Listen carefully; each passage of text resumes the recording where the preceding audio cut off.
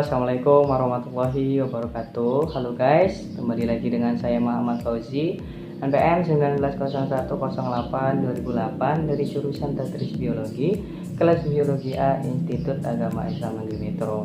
Nah, di video kali ini saya akan menjelaskan materi tentang ekspresi gen, teman-teman, pada mata pelajaran genetika yang diampu oleh Ibu dosen Ibu Fifty Oktanarianarsan, MPD. Nah, nggak usah berlama-lama, langsung saja kita masuk pada materinya. Ekspresi gen.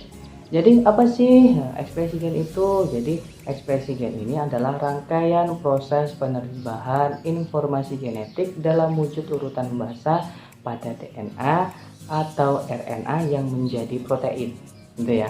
Nah, ekspresi gen ini dilakukan melalui dua tahap, yaitu transkripsi dan translasi. Nah, nanti kita akan belajar tentang itu, tentang pengertiannya, tentang prosesnya. Nanti kita akan belajar tentang itu. Tapi nanti ya.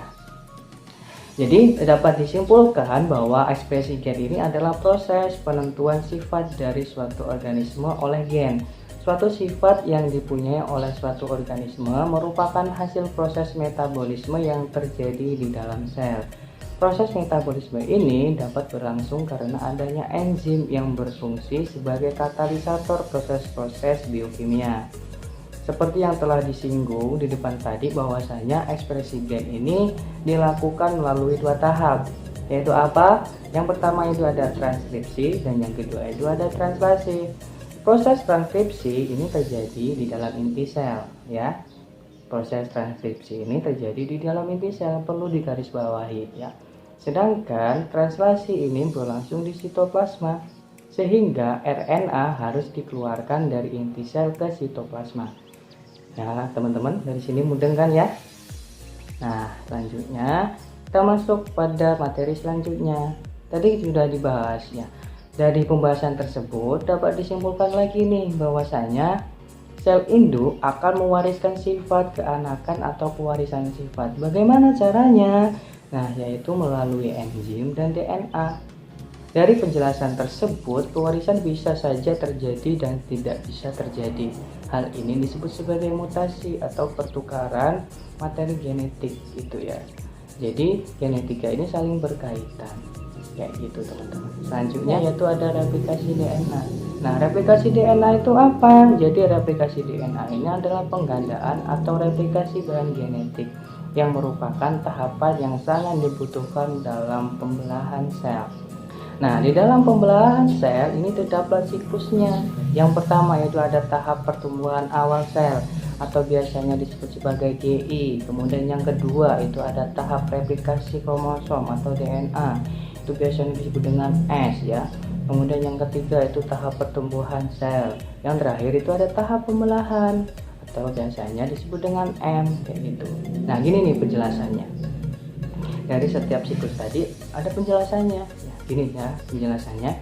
Jadi, pada tahap pertumbuhan pada GI atau yang G2 atau dalam ininya tahap pertumbuhan sel atau tahap replikasi kromosom, sel ini mensintesis berbagai senyawa yang dibutuhkan seperti protein, lipid, kemudian ada karbohidrat yang diperlukan untuk replikasi atau pembelahan sel. Nah, pada tahap S, DNA ini akan mengalami penggandaan nih dengan menggunakan berbagai senyawa yang disintesis selama tahap GI. Nah, setelah DNA mengalami penggandaan, sel tumbuh terus ya pada tahap G2 dengan mensintesis senyawa-senyawa yang diperlukan pada tahap berikutnya, yaitu tahap pembelahan atau M, tahap terakhir. Nah, pada tahap G2, jumlah DNA yang terdapat di dalam sel ini berlipat ganda, berlipat-lipat. Nah, pada tahap yang terakhir yaitu tahap pembelahan atau tahap M, ini terbagi lagi ke dalam tahap profase, metafase, anafase, telofase, gitu ya. Nah, DNA ini akan membagi di kedua sel anak melalui proses pembelahan tersebut.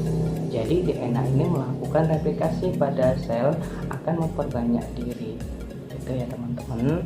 Kemudian replikasi DNA ini merupakan proses perbanyakan bahan genetik. Contohnya kayak genom, ada DNA, kemudian ada RNA kayak gitu. Nah, kemampuan replikasi DNA ini ada dua cara, yaitu autokatalis dan heterokatalis. Untuk yang autokatalis ini adalah kemampuan memperbanyak diri, sedangkan heterokatalis ini yaitu kemampuan DNA mensintesis molekul lain seperti RNA dan protein. Kayak gitu ya teman-teman. Nah, di sini ada yang penting nih teman-teman. Di sini ada model replikasi DNA. Nah, model replikasi DNA ini dibagi menjadi 3. Yang pertama ada replikasi konservatif ya. Nah, jadi apa sih replikasi konservatif itu? Jadi replikasi konservatif ini adalah rantai polinukleotida induk tidak membuka dengan kedua rantai polinukleotida yang membentuk terdiri atas rantai polinukleotida baru. Ya, itu ya. Kemudian yang kedua itu ada replikasi dispersif, yaitu kedua rantai polinukleotida tidak terputus-putus dan berfungsi sebagai cetakan. Itu yang nomor 2. Kemudian yang nomor 3 yaitu replikasi semi konservatif, yaitu setiap molekul DNA anak pada satu untaian DNA parental itu dipertahankan untuk berpasangan dengan satu untai yang baru disintesis. Nah, model replikasi yang banyak digunakan adalah model yang terakhir, yaitu model semi konservatif kayak gitu ya. Nah, selanjutnya itu ada tipe-tipe dan fungsi RNA. Di video tadi yang pertama saya sudah sebutkan ya, ada 3 gitu. Tapi di sini saya akan menyebutkan lagi secara detail ya. Yang pertama ada tipe-tipe dan fungsi RNA. Yang pertama itu ada RNA data atau messenger, ada RNA atau mRNA. Nah, ini dibentuk oleh DNA di dalam nukleus, merupakan RNA yang berpasangan. Kemudian ini memiliki bentuk atau berperan membawa kode genetik dari DNA. Nah, kemudian yang kedua itu ada RNA ribosom. Nah, atau ribosom RNA atau rRNA. Nah, ini dibentuk oleh DNA, banyak terdapat di ribosom, yaitu berperan sebagai mesin rakit asam amino pada proses sintesis protein dan bergerak ke satu arah sepanjang mRNA. Jadi ya teman-teman. Nah, selanjutnya itu ada RNA transfer. Nah, RNA transfer ini biasanya dibentuk oleh DNA berada dalam sitoplasma. RNA ini terpendek ya teman-teman. Yang selanjutnya itu ada RNA transfer. Nah, RNA transfer ini biasanya dibentuk oleh DNA. Nah, berada di dalam sitoplasma. Nah, RNA ini biasanya adalah RNA terpendek. Kemudian ini berperan menerjemahkan kodon dari mRNA dan mengangkut asam amino dengan mRNA dari sitoplasma ke ribosom untuk disusun menjadi protein. Itu tadi.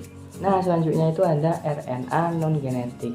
Itu dibagi menjadi 3. Yang seperti yang saya sebutkan di awal video, yang di video pertama ya. Ada tRNA, ada mRNA, kemudian ada rNNA. Ya teman-teman, dari sini mudeng ya. Nah, selanjutnya ini nih yang kita bahas tadi yang terpenting ya. Nih, kita masuk pada transkripsi dan translasi. Nah, tadi sudah dijelaskan dari awal video ya. Mekanisme sintesis protein ini melibatkan 2 peristiwa penting. Yang pertama itu ada transkripsi. Transkripsi itu apa? Jadi transkripsi ini merupakan pemindahan informasi genetik dari DNA ke RNA. Selanjutnya itu ada translasi. Translasi itu apa? Jadi translasi ini adalah pemindahan informasi genetik dari RNA ke protein. Nah, di sini juga ada tahap-tahapnya nih teman-teman. Prosesnya itu gimana gitu. Nah, untuk yang translasi teman-teman. Nah, di sini saya akan coba jelaskan ya. Untuk yang translasi, sederhananya translasi ini terjadi di sel eukariotik ya, yang terjadi di inti sel. Kemudian DNA akan menghasilkan RNAD yang tadi sudah dijelaskan tadi, RNAD apa tadi itu. Dan pada transkripsi terjadi 3 proses, yaitu yang pertama inisiasi. Inisiasi ini adalah proses kode start ya teman-teman. Kemudian yang selanjutnya itu ada elongasi. Nah, elongasi ini adalah proses pemanjangan yang dibantu oleh enzim RNA polimerase yang berfungsi untuk mensintesis RNA. Nah, selanjutnya yang terakhir itu ada proses terminasi, yaitu proses sinyal berhenti gitu ya, yaitu ketika mereka menemukan kodon AAU dan AAA.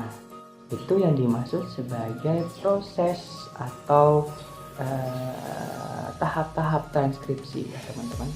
Nah, selanjutnya ada translasi nih, yang kedua. Begini penjelasannya, sederhananya RNA atau hasil dari DNA tadi akan keluar dari nukleus menuju organel ribosom. Ya, ribosom ini mempunyai dua kutub nih teman-teman, yaitu organel kecil dan organel besar. Dan juga terdapat situs-situsnya yang berperan, yang berupa A, P, dan E. Situs A ini merupakan pintu masuk, situs P yang berada di tengah. Sedangkan situs E ini merupakan pintu keluar ya, pintu keluar. Kemudian ribosom mengalami penerjemahan, yaitu RNAD akan bergabung dengan RNAT. Selanjutnya RNAT masuk ke situs A tadi. Setelah masuk ke pintu, setelah itu masuk ke situs P. Di dalam situs P terdapat banyak asam amino. Kemudian asam amino yang terdapat di situs P akan pindah ke situs A nih, akan pindah ke situs A untuk berikatan. Kemudian RNAT di ribosom, kemudian RNAT dikeluarkan lewat situs E. Kemudian situs ini akan terus berulang ya teman-teman. Kayak gitulah bagaimana ekspresi gen atau sintesis protein. Nah, mungkin itu saja materi yang dapat saya sampaikan. Kurang lebihnya saya minta maaf dan akhiri salam. Wassalamualaikum warahmatullahi wabarakatuh.